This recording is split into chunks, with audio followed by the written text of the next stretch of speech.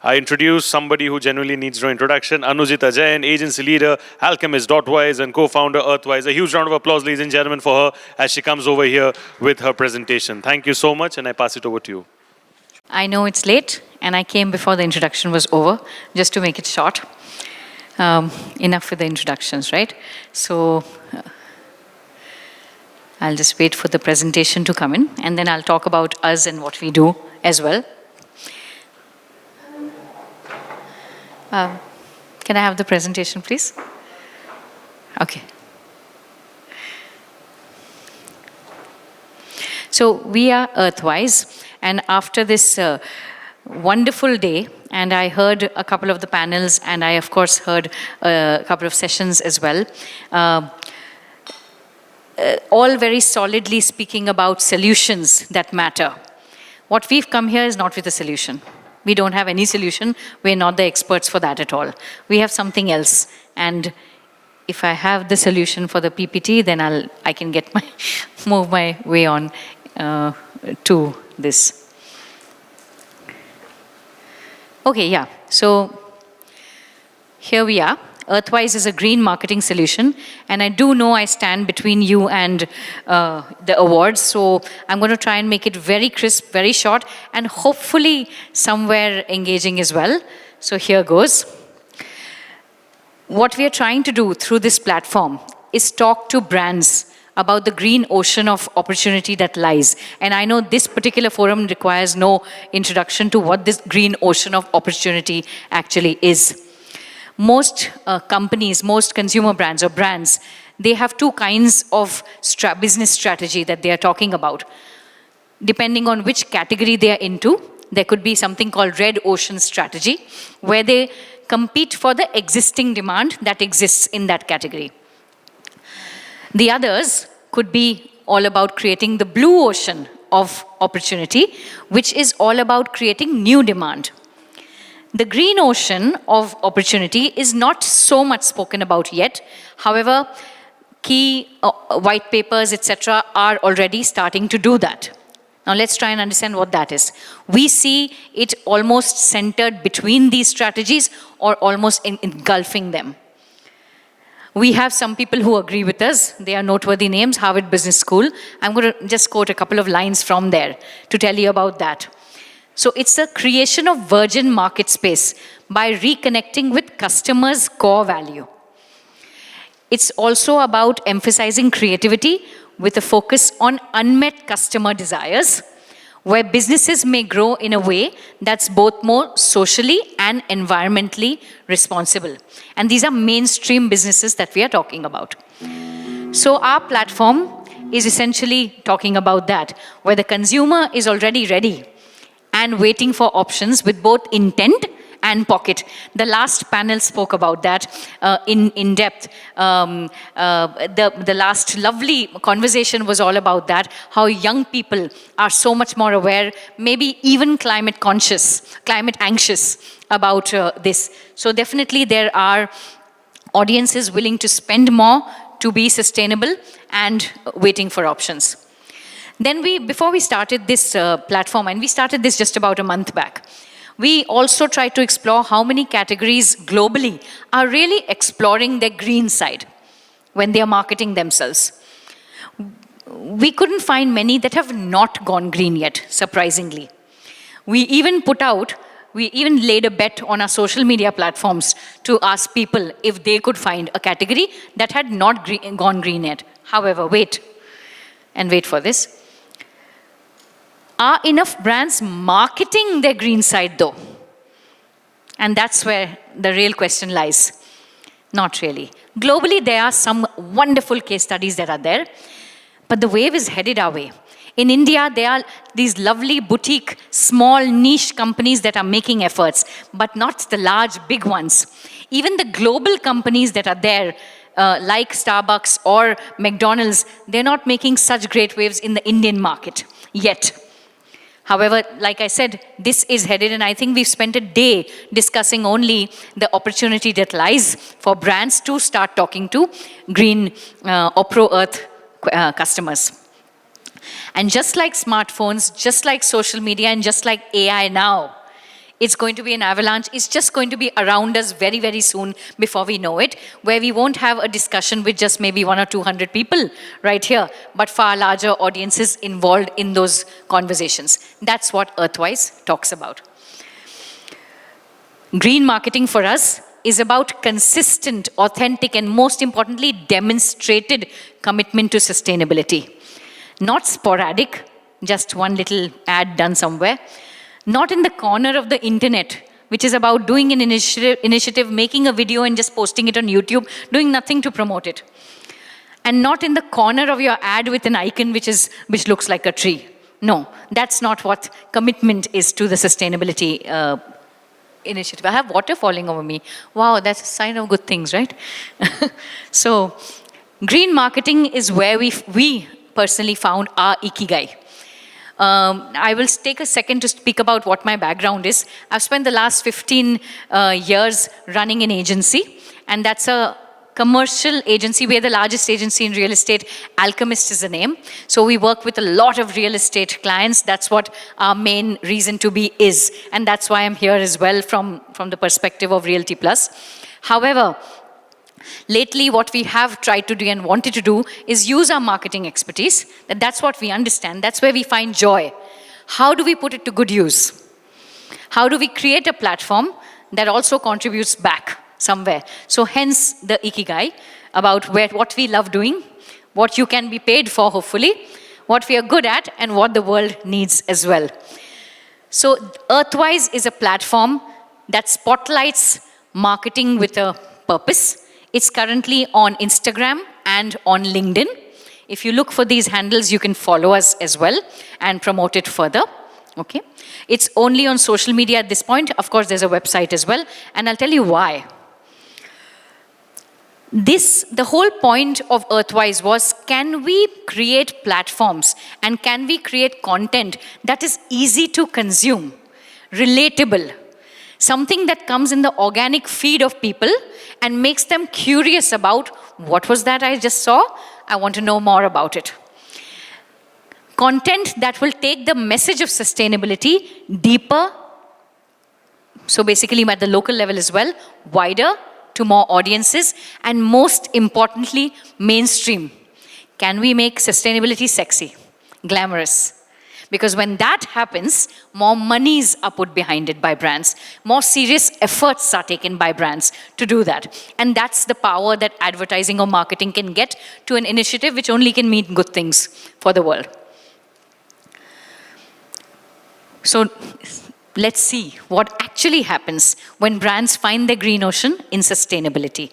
And now we want to talk about what Earthwise does talk about, which is when brands put money and might behind their green initiatives, how does it add back to their lives? Of course, it's a good thing for the audience and the customers. That's why they do it. And there are government's norms put in place, or compliance norms put in place for them to do that. But when they market them, using marketing budgets, serious marketing budgets, what do they get back in return? The most important thing is, it actually drives active markers to their business. So consume brands like IKEA, like Starbucks, like many others, when they advertise on sustainability initiatives, they create advocacy rather than just awareness. They create admiration among their audience set rather than just recall, and affinity more than interest there. We have an example here of Lacoste, which did a very simple thing globally, and they replaced their iconic crocodile logo with endangered animals from across the world, tying up with a company for that. And this created, while it created a huge amount of collections and for the good cause that they did, it also added a lot of positive metrics for their business. 76% of the first buyers of Lacoste during this time were first-time buyers of Lacoste. They'd never bought a t-shirt from this company before. So they got new audiences in. Now, when marketers hear about these kind of case studies, hopefully more will be interested in taking initiatives that are green.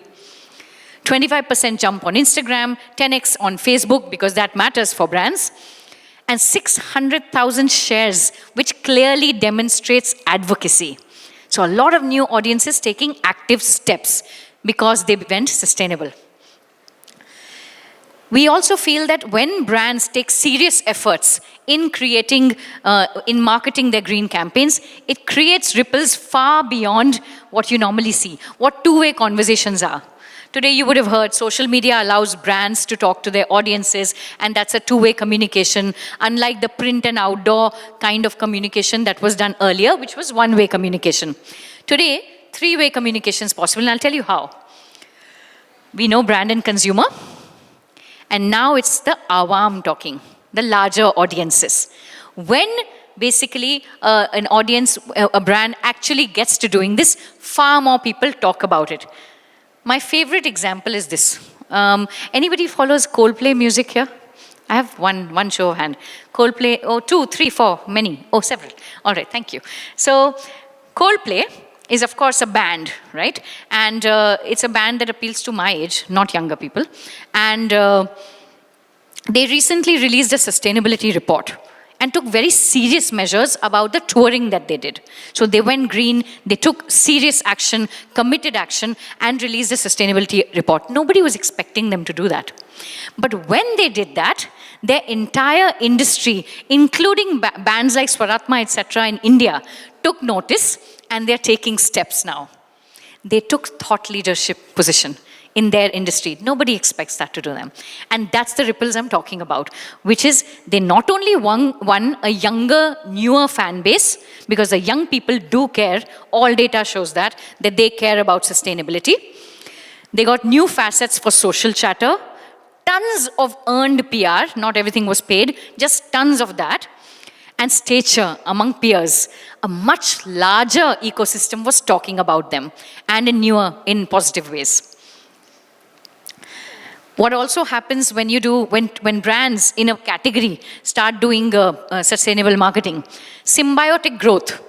The entire category sometimes enhances, and here's an example of that. The two biggest competition, right, in a category, Burger King and McDonald's, globally at least, over the last many years, they have been taking very active steps to undo a lot of the damage that they have inflicted with their junk food and irresponsible kind of eating that they've done. Including now that Happy Meals do have apples and fruit options as part of the offering. What that's done over time is that a lot more families today are okay buying this food or going to these places to their advantage. And that's how the entire category has built. Winning hearts and respect, of course, and here's an Indian example. Maggi did this. I was wowed by this. Nestle India actually used an expensive endorser's time, Rajkumar Rao, to create a film which is all about recycling the packets of Maggi and saying all about कि 2 minute देश की सफाई के लिए भी दीजिए. So they carried the 2 minute of Maggi and integrated that with a good cause. And it's a beautiful, lovely, creative. These are all screenshots from our Earthwise handle. And that's how we, put it out in very simple, entertaining formats, not deep formats. So authentic connections with audience is what green marketing creates, which go deeper, wider, and most importantly, and I cannot emphasize it enough, our topic needs to become mainstream. Our topic needs to have people involved who hold the big budgets of promoters, of directors, of stakeholders, of marketing heads who will put the money, or product leads, who will put the money in creating those large changes in these companies.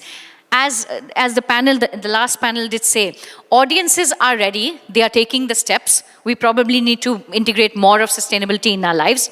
But when we see large companies do that in creative, innovative ways which are entertaining, I want to follow them. Because then that message is reaching everybody. Somebody just said, the gentleman there, that we should get Amitabh Bachchan, the government should get Amitabh Bachchan to talk about more sustainability initiatives if they want things to be followed. That's exactly the point of Earthwise, where we celebrate those kind of campaigns. So many more, and I'm just going to run through a few glimpses from case studies. These are posts that we carry on the Earthwise handle, just automobiles and what various brands are doing there. Apparel brands, Lacoste, you already saw, there's Mango, Zara, etc., doing very serious initiatives globally on that. Skincare, a lot of skincare is, of course, going global. I'd love to see the Nykaas and Sugars do that as well. There's a huge opportunity there. Celebrity brands, they're earning goodwill in stature. So brands like Leonardo DiCaprio, who are international, they've been doing that for years. But what's brilliant is people like Alia Bhatt are setting an example. Even if it's selfishly done to promote their own image, it doesn't matter. When she's talking sustainability, so many people get impacted positively with the message. And that's what's powerful there. So although we did do some research, a couple of the initiatives are genuinely real and honest, and we love that. IPs like IPL this year, if you notice, they are demonstrating responsibility. Where RCB, I think, did an entire, no, Rajasthan Royals played an entire one match in green jerseys instead of their usual pink. For every dot ball, there was a tree planted, etc., and so on. So several other initiatives were done by the team.